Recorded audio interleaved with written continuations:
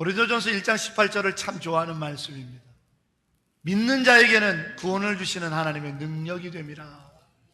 십자가의 도가 믿지 않는 자에게는 어리석고 멸망할 것이지만 믿는 자에게는 구원을 주시는 하나님의 능력이라. 믿는 자가 되시기를 주의 이름으로 축원합니다. 우리가 예배하는 것은 믿는 자이기 때문에. 사랑하는 여러분, 저는 강원도 평창에서 시골에서 추석 명절을 이렇게 보냈었습니다. 그래서 명절 분위기를 좀 제법 느낄 줄 압니다. 물론 저희 집안이 명절을 그렇게 크게 하면서 형제들과 또는 가족들을 맞이해야 될 그런 대가족이 아니었기 때문에 저희 집안은 그렇게까지 명절을 크게 준비하는 집은 아니었습니다만, 이웃하고 있는 친구들이나 주변 이웃집들은 참 추석 명절을 아주 크게 하였습니다. 전도 부치고, 또 전만 먹을 음식만 준비하는 게 아니고 가족들과 식솔들이 명절 끝나고 가져갈 것들을 준비하는 게 바쁜 거예요.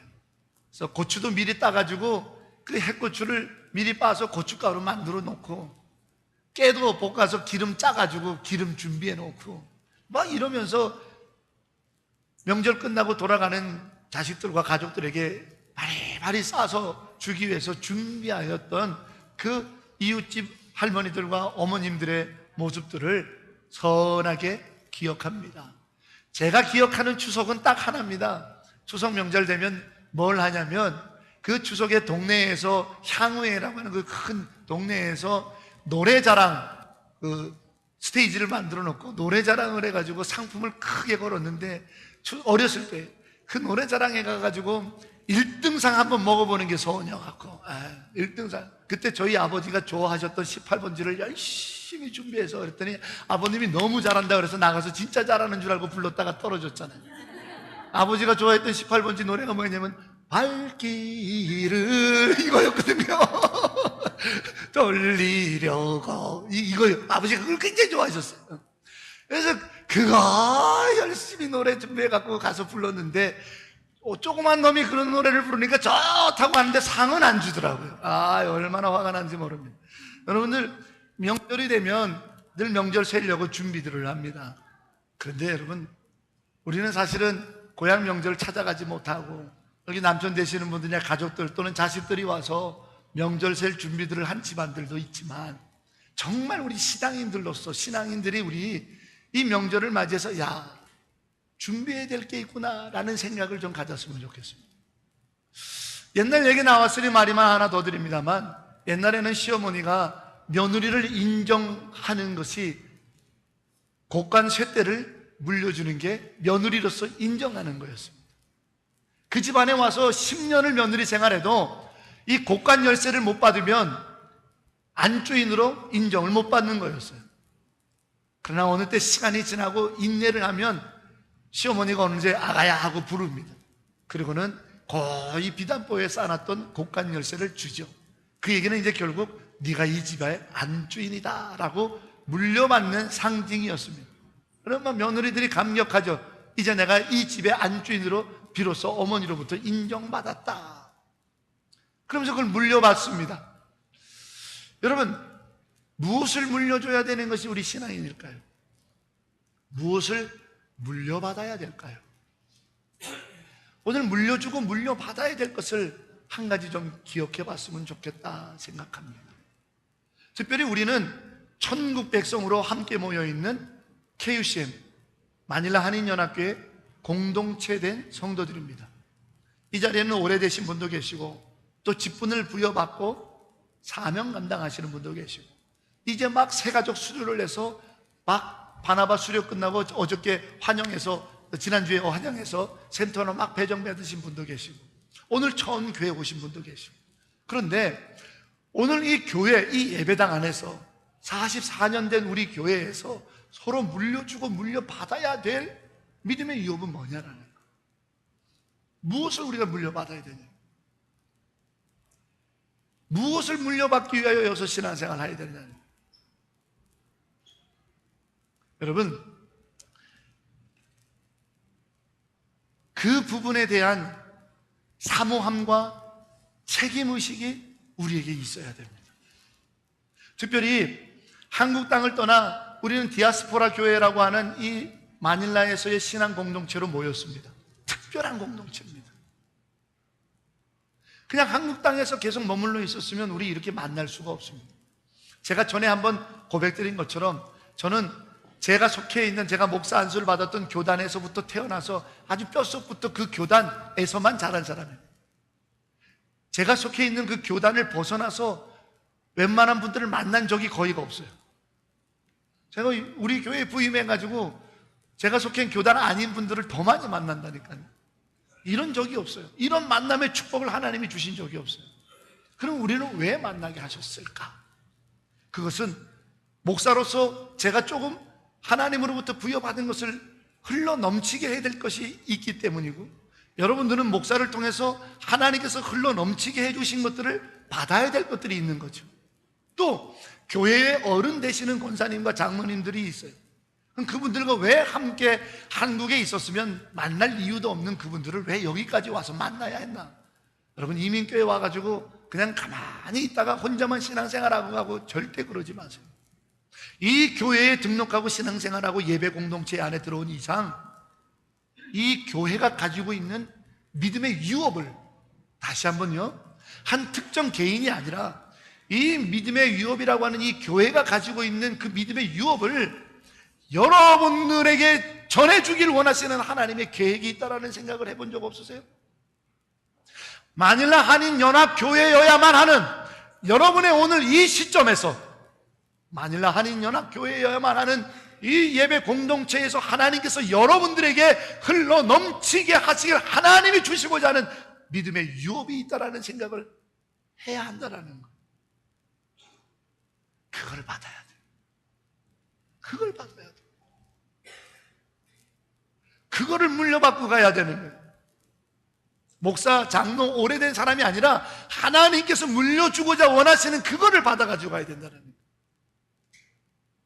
그리고 또 저를 비롯해서 여기 우리 장로님들, 신앙생활을 오래 하셨던 권사님들이나 안수 집사님들, 그리고 안수 집사와 권사가 되겠다고 하시는 피택하시는 여러분들, 영화에 건축가 개론이라는 영화가 있습니다. 그걸 한번 보세요. 그걸 보시면 내 어린 시절 첫사랑의 풋풋한 감정이 살아나실 거예요. 거기에 보면 짝사랑을 하고 있었던 한 대학생 청년 남학생이 자기가 짝사랑하고 좋아하는 첫사랑인 여학생에게 선물을 해주기 위해서 그 집 앞에서 계속 기다립니다. 그 아이가 꿈꾸는 것을 만들어가지고 그 여자아이가 자기는 나중에 이런 집에서 살고 싶을 거야, 방은 이렇게 있어야 되고 거실은 이런 집에서 내가 살고 싶어, 그 얘기를 듣곤 건축공학과에 다니고 있었던 이 남학생이 그 모델하우스를 만든 거예요, 종이로. 그걸 전해주고 싶어가지고 집 앞에서 계속 기다리던 그 설레이는 마음, 내가 짝사랑하고 좋아하는 그 첫사랑의 여인이 언제 올까, 그 여자가 이걸 보면 얼마나 좋아할까, 그 설레이면서 그걸 들고 계속 정정 걸음으로 그 집 앞에서 기다리는 그 설레이던 남학생의 첫사랑, 그 짝사랑의 마음이 목사요, 장로, 권사요, 안수 집사에 예배 드리는 마음이어야 돼. 하나님이 나를 제 집으로 삼아 주셔서, 하나님께서 나를 이 놀라운 은혜를 주셔서 이 은혜를 성도들에게 내가 전해줘야 되는데, 이 은혜를 내가 성도들이 알게 해줘야 되는데, 그러면서 그 짝사랑하는 그 마음으로, 왜요? 주님이 그런 마음이시니까, 주님이 그런 마음으로 물려주고 싶으신 게 있으니까 그것을 오늘 한마디로 기도라고 여러분에게 전하고 싶은 거예요. 이 기도라고 하는 믿음의 유업을 주님이 알게 하시길 원하시는 거예요. 기도의 마음, 기도의 마음. 여러분, 오늘 우리가 읽은 야고보서라고 하는 이 성경 말씀은 사도 야고보가 썼는데 공동서신에 분류됩니다. 공동서신이라는 얘기는 뭐냐면 모든 성도들이 다 들었으면 좋겠다 하는 편지예요. 디모데 전후서는 에베소에서 목회하는 디모데에게 쓴 편지예요. 에베소서는 에베소 성도들에게 쓴 편지예요. 그런데 이 야고보서는 모든 성도들이 다 같은 마음으로 좀 알았으면 좋겠다 하는 내용이에요. 그 중에 오늘 야고보서 5장에 기도의 마음을 들려주고 있는 거예요. 사랑하는 여러분, 이 추석 명절을 맞아서 우리 한 공동체 된 우리들이, 야, 내가 자식에게 뭘 물려줘야 되나? 야, 내가 신앙의 선배로서, 내가 재직으로서 우리 교회의 신앙생활 하시는 분들에게 내가 무엇을 물려줘야 되나? 무엇을 알게 해야 되나? 그 첫 번째가 기도라는 겁니다. 오늘 성경은 이렇게 시작해요. 너희 중에 고난당하는 것이 있으면 기도하라. 즐거워할 일이 있으면 찬송하라. 이렇게 써요. 그런데 그 다음 절부터는 즐거워하면서 찬송하는 것이 어떤 것인지 설명이 사라집니다. 즐겁고 기쁠 때는 그냥 찬송하면 되는 거예요. 그러면 그 찬송이 즐거움을 배가시켜요. 그런데 고난은 그렇지 않더라는 거예요. 고난 당했을 때는 기도해야 되는데 어떻게 기도해야 되는지, 어떤 고난 가운데 기도해야 되는지 오늘 고난 당했을 때의 기도를 설명하고 있어요. 그만큼 우리 인생에 있어서 고난에 대처하는 것이 중요하다라는 거예요. 즐겁고 기쁠 때 어떻게 처신해야 되는 것보다 고난 당했을 때 어떻게, 어려운 일이 생겼을 때 어떻게, 힘든 문제가 생겼을 때 어떻게 처신해야 하는지에 따라서 우리의 인생이 달라진다는 거예요. 그래서 고난에 관해서 쭉 쓰고 있어요. 병들었을 때 고난 당하는 것, 시험 당해서 고난 당했을 때, 관계의 문제에서 고난 당했을 때, 죄 지은 것 때문에 인생의 고난이 있을 때, 그렇게 구체적으로 오늘 본문은 설명해요. 그러면서 그 고난 가운데 반드시 기도하라는 거예요. 왜? 다시 한번 선포합니다. 여러분 분명하게 마음에 새기세요. 즐겁고 기쁜 일이 우리의 인생을 바꾸지 않습니다. 고난은 우리의 인생의 방향을 바꿉니다. 어떤 이는 그 고난 때문에 나쁜 방향으로 인생이 갈 수도 있습니다. 그러나 어떤 이는 그 고난으로 인하여 전혀 생각하지 못했던 축복의 방향으로 바뀔 수가 있습니다.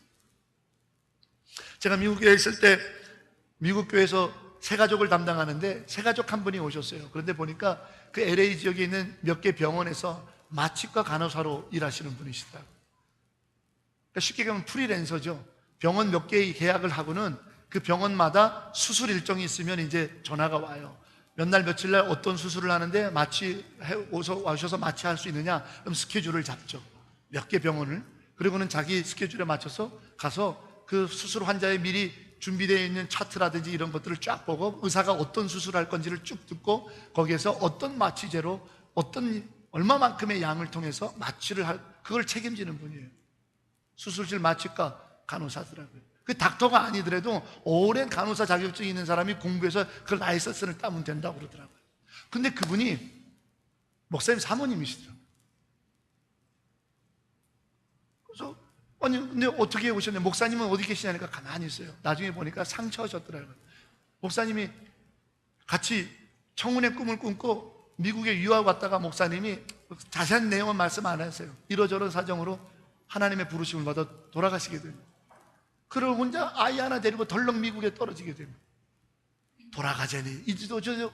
그러면서 그때부터 하나님께서 20년 세월 동안 자기를 여기까지 이끌어 오신 이야기를 간단하게 간증하시는데 눈물 없이는 못 듣겠더라고요. 그러면서 그 사모님이 얘기하시는 거예요. 목사님, 그리고 여기 계시는 새가족 여러분, 남편의 죽음, 목사 남편의 죽음이라고 하는 고난이 내 인생에 많은 것을 바꿔놨습니다. 여러분 그렇지 않나요? 우리가 인생에 즐겁고 기쁜 일이 우리 인생의 방향을 막 흔들어 놓지는 않아요. 그러나 고난은 우리의 인생에 많은 것들을 바꿔놓습니다. 많은 것들을 바꿔놔요. 그래서 오늘 성경에 고난 가운데 기도하는 이 믿음의 유업을 반드시 물려주고 물려받아야 된다는 거예요. 여기에 계시는 성도 여러분, 고난 안 당하십니까? 여기 계신 성도 여러분, 여러분은 어려운 일 안 당하십니까? 그러면 여러분들 어려운 일, 고난스러운 일, 아픈 일, 고통스러운 일 당연히 당합니다. 우리의 인생에 살아가는 길 가운데. 이 자리에 서 있는 목사는 고난 없습니까? 아니요, 있어요. 그러면 여러분들이 신앙생활 하면서 고난 당했을 때 그 고난이 어떤 식으로 여러분의 인생의 향방을 바꿔야 되는지, 그리고 그 고난 가운데 인생의 향방을 바꾸기 위해서는 어떻게 해야 되는지 배웠습니까? 그 믿음의 위협을 배우지 않고 우리가 그냥 나 오늘 예배 드렸다, 예배 때웠다, 앉아 있었다. 아니요, 아니요, 안 됩니다.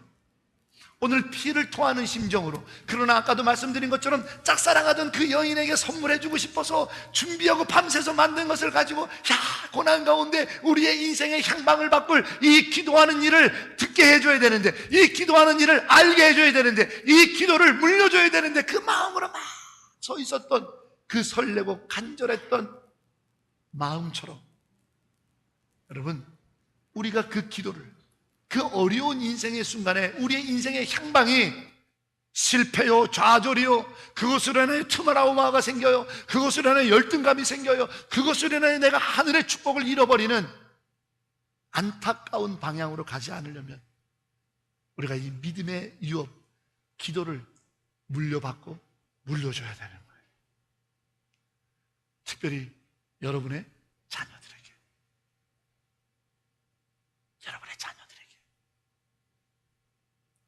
여러분의 자녀들에게.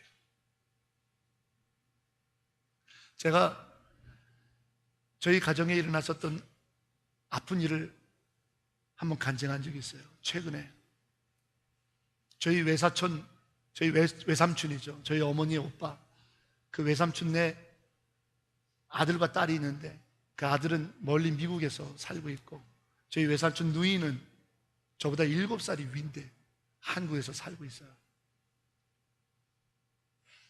그 외사촌 누이의 매부가, 남편이 이제 그동안 일했던 것으로 자회사를 차리고 한번 해보겠다고 열심히 일하다가 얼마 전에 일하던 현장에서 불의의 사고로 목숨을 잃었습니다. 저희 집안에 일어난 일이에요. 다 예수 잘 믿는 집사들입니다. 목사 손주들이고요, 장로 아들, 딸들이고요. 일어나는 일이에요. 이런 일들이 일어납니다. 여러분에게도, 우리 모두에게도 순간순간 인생의 고통스러운 아픔이 우리를 급습합니다. 그럴 때 어떻게 해야 되는지 배워야 되는 거예요. 알았어야 되는 거예요. 그럴 때 무엇을 해야 되는지 우리가 몸으로 익혀놔야 되는 거예요. 그게 뭐냐고요? 기도라는 겁니다. 그럴 때 그 고난은 우리의 축복을 빼앗아갈 수 없어요. 그런 인생의 고난을 막을 길은 없습니다. 왜? 죄가 우리 가운데 있기 때문에 모든 인생의 고난은, 생사화복은 우리에게 늘 있는 일이에요. 그걸 아무도 거절할 수가 없어요. 하지만 그런 인생의 고난에서 하늘의 축복, 하나님의 역사를 잃지 않고 그 고난이 오히려 하나님의 영광의 역사가 되게 만들 수 있는 기도하는 일을 배운다면, 기도하는 일을 물려준다면, 기도하는 일을 내가 배웠다면, 그러므로 오늘 이 추석 명절에, 야, 우리 자식들 뭘 퍼줄까? 우리가 믿음의 형제 자매들 무엇을 할까? 좋은 거 많죠? 놀러 갈 건 많습니다. 아름다운 리조트 좋은 데 많습니다. 하지만 그 좋은 거 다 다니고 누려지만 반드시 이 믿음의 유업인 기도는 물려주고 물려받아야 된다는 거예요. 그래서 오늘 야고보서에 기도하라, 고난 가운데 기도하라, 혼자 기도하지 말고 서로 중보하라, 교회 장로들을 통해서, 영적 지도자들을 통해서 기도해달라고, 그들의 기도를 부탁을 받아라 하면서 기도를 물려받을 것을 이야기하고 있는 겁니다.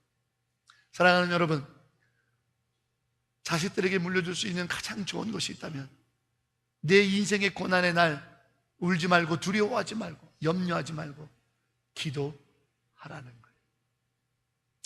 지난주에 혹시 기억하십니까? 우리 여기 글로벌 미션 센터 GMC 우리 친구들이 찬양을 했어요.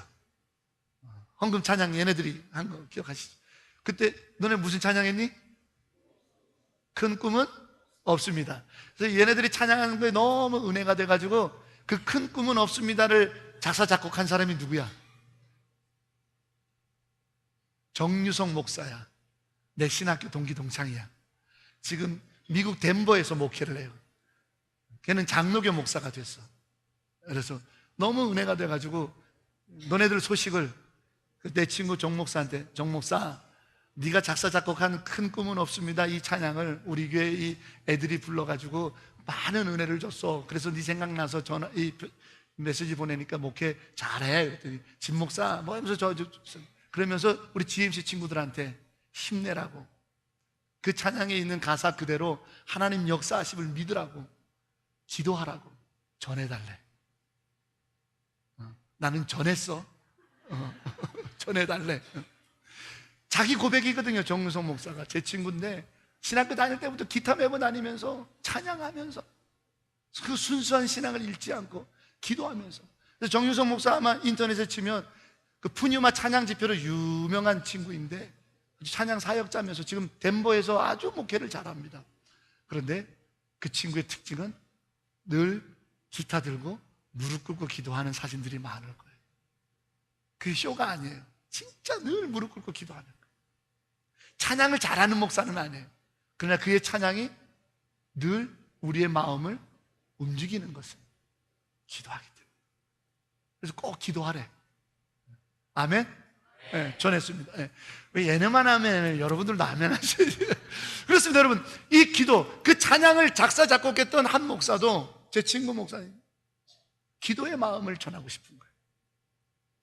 맨 후렴 가사에 뭐가 있지? 무엇을 내려놓고? 세상을 내려놓고 뭐하니? 엎드리오니. 세상을 내려놓고 엎드리오니. 엎드리오니. 기도한다 이 말이에요. 여러분, 다시 한번 강조합니다. 이 기도를 잃지 마십시오. 포기하지 마세요.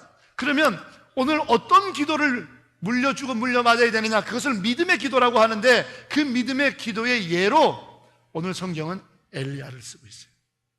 그래서 저는 오늘 엘리야의 기도를 잠깐 여러분과 함께 은혜로 나누면서, 그래, 내가 이 엘리야와 같이 기도하는 KUCM에서 엘리야의 기도, 믿음의 기도를 내가 배우리라, 믿음의 기도를 내가 서로 나누리라, 이 믿음의 기도를 내 자식에게 배워서 가르치리라, 그래서 이 믿음의 기도가 우리 가문의 역사가 되게 하리라 하는 큰 기도의 꿈을 꾸는 여러분이 되기를 주의 이름으로 축원합니다. 기도는 지식으로 배울 수가 없어요. 기도는 공부로 배우는 게 아니에요. 기도는 그 기도의 현장에 같이 있음으로 은혜를 입는 거예요. 그래서 저는 선포합니다. 안수집사 13분, 권사 15분, 피택 후보자 여러분, 피택 선거일까지 새벽 기도와 금양로 기도에 최대한 빠지지 말고 나오십시오. 기도 없이 직임을 받으려 하지 마십시오. 그리고 이미 안수집사, 권사, 장로 되신 신령직 여러분과 여러 교회 성도 여러분, 기도로 일꾼을 뽑으십시오.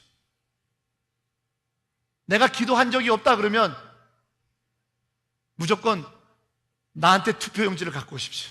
내가 대리 투표해 드릴게요. 기도 없이 선거하지 마세요. 내가 일반적으로 알고 있는 이 사람에 대한 지식으로 뽑지 마세요. 기도하려고 뽑으세요.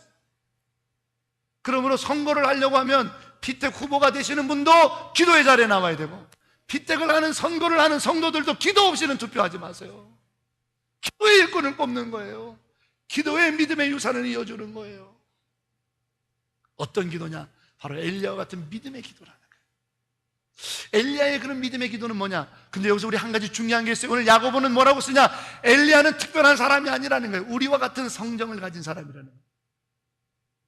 우리와 같은 성정을 가졌다는 말은 다른 말이 아닙니다. 우리처럼 똑같이 고난당한다는 얘기예요. 우리하고 똑같이 고난당한다는 거예요.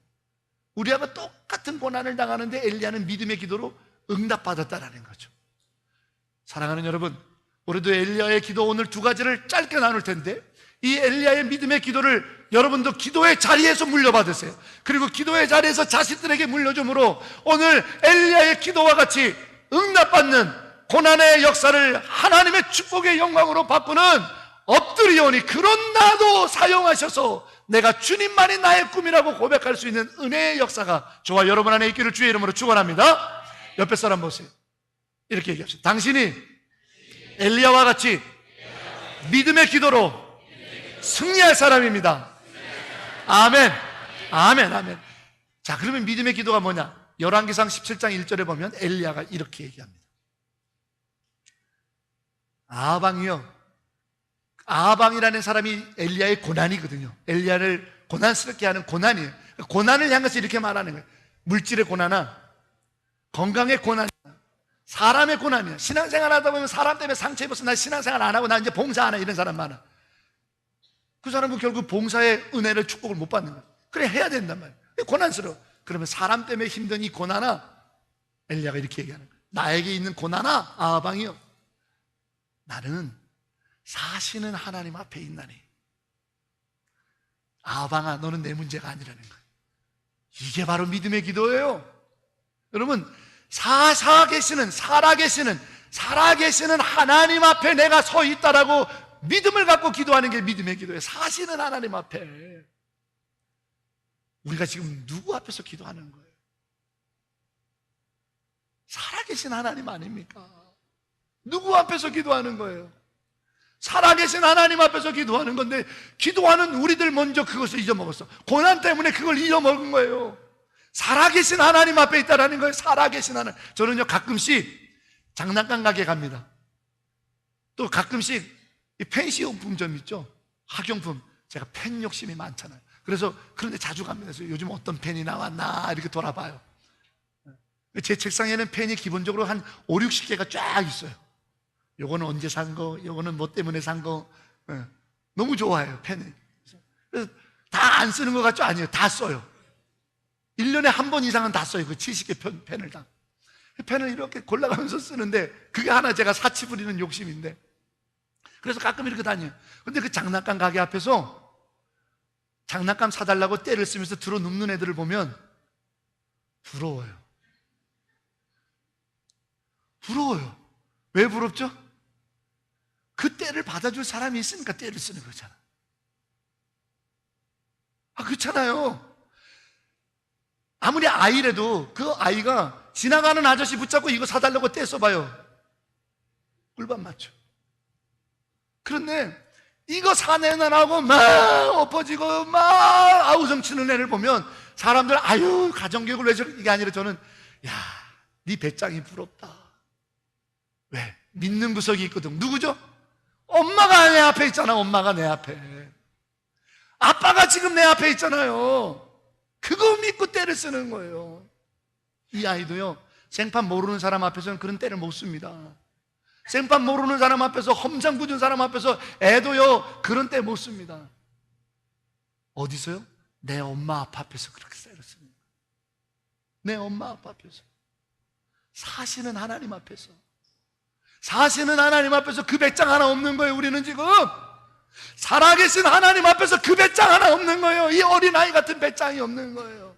오늘 엘리야는 말합니다. 아합이 단칼로 자기 목을 벨 수 있는 고난입니다. 그 사망 앞에서, 야, 너는 내 문제가 아니야. 왜? 나는 사시는 하나님 앞에 있기 때문이야. 그게 믿음의 기도예요. 여러분, 배짱을 키우세요. 우리의 기도를 들으시는 분은 전능하신 살아계신 하나님인 줄로 믿습니다. 그 믿음으로 기도하는 거예요. 그 믿음으로 그걸 물려주는 거예요. 그걸 내 자식에게 물려주고, 그걸 우리가 이 교회에서 물려받아야 되는 거예요. 사시는 하나님 앞에서 내 생명의 주관자가 되시고 내 심장을 뛰게 하시고, 내가 비록 오늘 가난하고 비천하나, 시편 40편에 다윗이 고백했던 것처럼 나는 가난하고 비천하나 나를 도와주실 분은 하나님이신 줄 내가 믿으니 살아계신 나의 하나님, 나를 속히 도와달라고. 지체하지 마십시오. 다윗이 그렇게 기도해요. 하나님한테 지체하지 말라는 거예요. 나를 돕는 거를. 왜? 살아계신 내 아버지를 믿기 때문에. 애들 보세요. 얼마나. 그런데요, 서글픈 날이 언제인 줄 아세요? 우리가 늙고 경제력이 없고 병들어 있으면 자식들이 와갖고 때 안 씁니다. 때 안 써요. 그러나 아빠를 큰 태산같이 여기니까, 엄마를 큰 보화같이 여기니까 그 앞에서 때 쓰는 거예요. 나 이거 사놓으라고. 내 엄마니까, 내 아빠니까. 여러분, 우리의 기도는 사시는 하나님 앞에서 드리는 기도임을 기억하시기 바랍니다. 그러므로 여러분은 기도할 때 살아계신 나의 아버지 하나님 앞에 내가 기도하나니, 이 기도의 고백을 진심으로 드리시면, 살아계신 내 하나님 앞에 기도하나니, 한번 해봅시다. 큰 소리로 아랫배에 힘을 주고 살아계신 하나님 아버지 앞에서 기도하나니. 아멘. 아멘. 그걸 잊어먹지 마세요. 그게 믿음의 기도예요. 그런데 오늘 야고보서 5장 17절에 보니까 두 번째 믿음의 기도를, 비밀을 가르쳐주고 있어요. 엘리야가 우리와 똑같은 성정을 가진 사람이지만 그는 간절히 기도했더라. 간절히. 이 간절히 기도했다라는 말은요, 이런 뜻입니다. 포기하지 않았다라는 거예요. 살아계신 하나님 앞에서 기도하는 일을 포기하지 않았다라는 거예요. 어떤 일이 있어도. 어떤 일이 있어도. 여러분, 오늘 우리가 불렀던 찬송가가 370장입니다. 주 안에 있는 나에게 단 근심 있으랴. 일부 예배 때 키를 너무 높이 잡아갖고 힘들었어요. 네, G키로. 십자가 밑에 나아가 내 짐을 풀어. 2절 가사는 이렇게 써져 있습니다. 그 두려움이 변하며 내 기도 되었고 전날의 한숨 변하여 내 노래 돼. 여러분, 이 찬양은요 찬송가 370장인데 여러분 그 찬송가 맨 왼쪽에 보면 이 찬양의 가사를 쓰신 분이 나오는데 이 히윗 이렇게 써 있을 거예요. 엘리자 에드먼드 히윗이라는 분입니다. 이분은 1850년대에 태어나셔서 1920년까지 사셨는데 이분은 하나님께 자기 삶을 들여서 뭐를 했냐면 당시에 쉽게 얘기하면 소년원 다녀온 애들, 이렇게 범죄에 연루된 아이들, 폭력적인 아이들, 고아원에서조차도 같이 살지 못해가지고 막 애들 때리고 막 힘들고 이런 아이들을 섬기셨어요. 근데 1877년, 그러니까 그녀의 나이가 꽃다운 30 막 이렇게 접어들 때, 생각해보세요. 30대 이제 막 30줄 접어들 그때 얼마나 꽃다운 때입니까? 그때 자기가 보호하고 있었던 아이 중에 하나가 술 먹고 마약에 취하게 들어와가지고 폭력을 쓰기 시작하는 거예요. 그래서 이 히윈 여사가 막았어요. 근데 이놈이 말리는 그 히윈 여사까지도 돌아서 폭행하기 시작하는 거예요. 얼마나 얻어맞았는지 그 후유증으로 하반신 마비가 됐습니다. 그래서 식물인간처럼 누워있게 됐어요. 여러분, 나이 30줄 들어서는 꽃다운 나이 때 대소변을 남이 지금 받아내고 있다고 생각해보세요. 죽고 싶죠. 그녀는 매일 죽음을 꿈꿉니다. 내가 내 손 하나만 움직일 수 있으면 죽으리라. 내가 내 손 하나만 움직일 수 있으면, 내가 칼을 하나 쥘 수만 있으면 죽으리라. 그런데 그녀를 더 힘들게 했던 것은 자기가 그렇게 자식처럼 사랑하고 보호했던 아이가 나를 폭행했다라는 것뿐만 아니라 그 순간에 그 주변에 있었던 아이들이 하나도 그 사실을 말리지 않았다라는 인간적인 배신. 죽고 싶어. 그런데 자기 대소변을 치우고 병원을 치우고 있었던, 좀 이렇게 우리가 영화에서나 볼 수 있었던 이렇게 뚱뚱한 그 흑인 할머니 한 분이 그 자기 대소변을 받아내고 바닥에 떨어진 대소변을 치우면서 하면서 콧노래를 부르면서 치우는 거예요. 하루 이틀 시간이 지나도 여전히 밝은 얼굴로. 그래서 한 번은 불렀어요. 아주머니, 그랬더니 왜 전혀 뭐 필요한 거 있어? 하나 궁금한 게 있어요. 아주머니는 남의 대소변을 치우면서 뭐이 그렇게 신나서 흥얼거리십니까? 그랬더니 이 흑인 할머니가 얘기하시기를, 아가씨, 젊은 나이에 이렇게 누워있는 아가씨도 삶이 지긋지긋하겠지만 이 미국 땅에서 배우지 못한 무식한 흑인이 사는 것도 그거 못지않게 지긋지긋한 죽음과 같은 삶이야. 나도 몇 번 죽고 싶었어. 있는데 그 죽고 싶을 때마다 못 죽게 하시고 위로해 주시고 힘이 되신 분이 계시고, 누구냐? 예수님. 예수님 때문에 내가 못 죽고 이렇게 살아. 그러가 이 희윈 여사가 뒤통수를 한 대 맞은 것 같아요. 왜?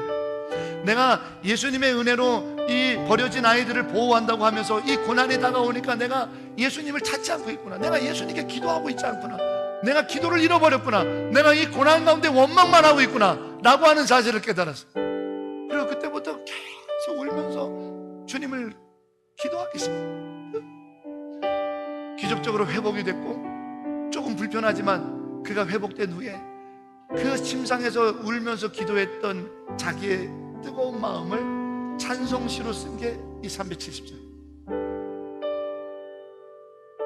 그 두려움이 변하여 기도가 되었더라.